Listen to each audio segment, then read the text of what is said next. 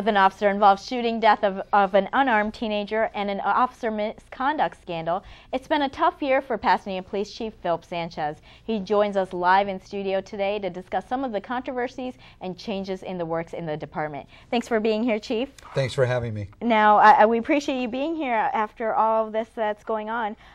There are charges of misconduct named at a number of your officers. How pervasive do you think this problem is? Well, I don't think it's pervasive, but the reality is, and what's most important for viewers to know, is that the allegations are being investigated. So when they were first brought to my attention, we turned those over to the Los Angeles County Sheriff's Department Internal Affairs Bureau. And what's important to recognize there is that I have full faith and confidence in the Pasadena Police Department Professional Standards Internal Affairs Division, but it seemed appropriate to outsource these to the sheriff so we'd remove any ambiguity or concerns about the fox watching the hen house. Okay. Now, just recently, you held a weapons training event, the Pasadena Police, held for journalists to kind of go through a simulation of what it's like to use force. Our general manager, Tammy Devine, was at the event. She hasn't stopped talking about it. And, you know, one of the things she had just noticed was the difference. You know, some were very timid in wanting to use, not wanting to use the weapons at all, or using them feeling very, nervous about it. While others, found that, this great sense of power and authority with having a gun in your hand and the authority that comes along with it. If this can happen to just regular folks, the range of emotions, and it can obviously happen to officers. You have some who take, majority of police officers take their job very seriously and using a weapon very seriously, whereas others, might get a thrill out of it. How do you, that can obviously cause some rogue officers. How do you weed those kinds of people out? Well, I think first of all that in order to get at rogue officers, it really starts with the hiring process. And fortunately, here in Pasadena, I interview all new police officers because I want to make sure that they're a fit and they adjust well to a very diverse community here in Pasadena, and that they're really the best person to provide that high level of service. Lethal force, a firearm, is just a tool in the continuum of force that officers are trained to use. And so after the vetting process, we put them into academy, they get some additional training. But equally important is that our training is ongoing and verifiable. So even though we've faced significant budget challenges, I've not cut the training for Pasadena police officers to ensure that they stay contemporary with the issues and how to use force appropriately. Now, Carrie Harper, she's the attorney of Kendrick McDade's family. She said that that case really prompted victims to come forward and kind of allege the abuse that's going on with accusations of kidnapping, excessive force, threats and coercion. Do you see this as a pattern? We talked about this a little bit already, but do you see this as a pattern with any of the officers? Well, I don't see it as a pattern, but I think that the reality is that Pasadena Police Department is obligated legally to investigate personnel complaints, and I'm meeting that legal mandate.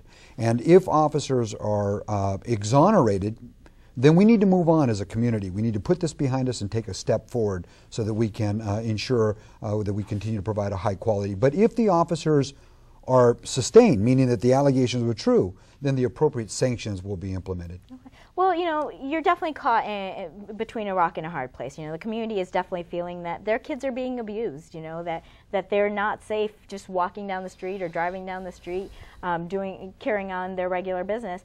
But, obviously, you also need to stand by your cops and your personnel.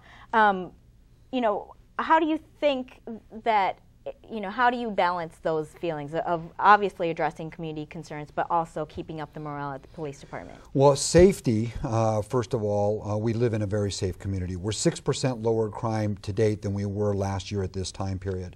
And that suggests in and of itself that we live in a very safe environment.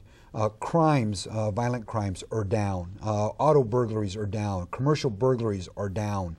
Those are all kinds of things that are indicators and yardsticks to measure whether or not we live in a safe community. Mm-hmm. With respect to alleged misconduct, I would encourage our community members that if they think that there's really misconduct involved, that they should ask the officer for their business card. We're required to provide those. I have business cards with me now, so that if people ask me for those, I can provide those for you. And then I will aggressively and dutifully investigate those allegations of misconduct. Okay. Now, you know, some have said, community leaders have pushed for a civilian oversight board, and, you know, basically there's been a little bit of pushback on that, saying that reforms aren't necessary, that, you know, that the Pasadena Police is doing exactly what they need to with these, you know, investigations. What do you say to community leaders who think that this isn't enough, and how are you going to gain their trust?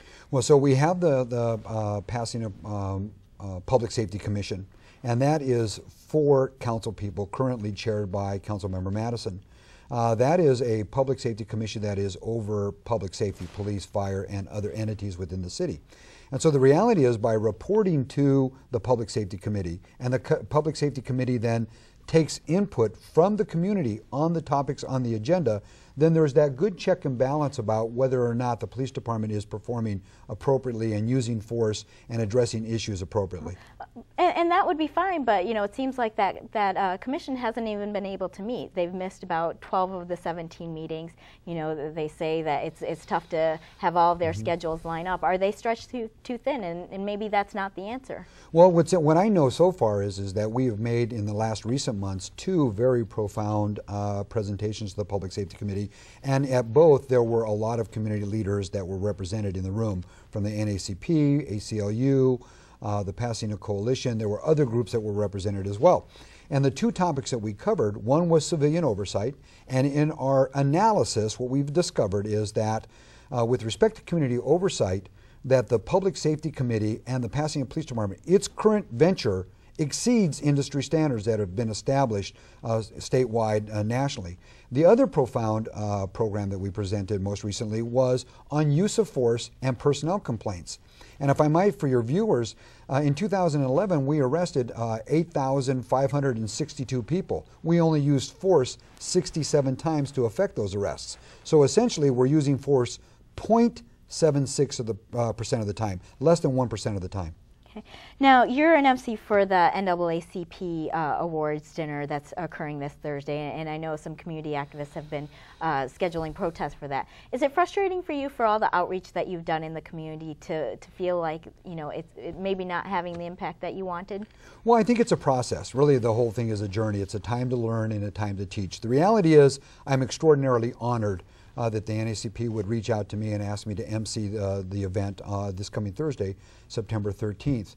And I don't want the concerned citizens, I don't want their right to protest to overshadow some of the extraordinary work that the honorees have done, which is the legacy of the NAACP. Okay. Well, I appreciate so much that you came in here and addressed some of those concerns in the community, and good luck to you on that awards dinner this week. Thank you for having me. All right. Well, thank you so much, Chief. Well, that's it for this newscast, but check out CrownCityNews.com for more stories. Thanks to Deputy Chief John Tripp with LA County Fire Department for joining us by phone, and Police Chief Phillip Sanchez for joining us in studio. Thanks to all of our sponsors, including Southern California Edison, Wink Marketing, and the Pasadena Enterprise Center office building with available space. And Dr. Fareed Zarif. Thanks also to the CCN crew. They make this show possible. And finally, we thank you for watching CCN Crown City News. Join us each week as we cover the news in Pasadena and the San Gabriel Valley. For all of us here at CCN, I'm Sehnita Joshua Mattison. Have a great week.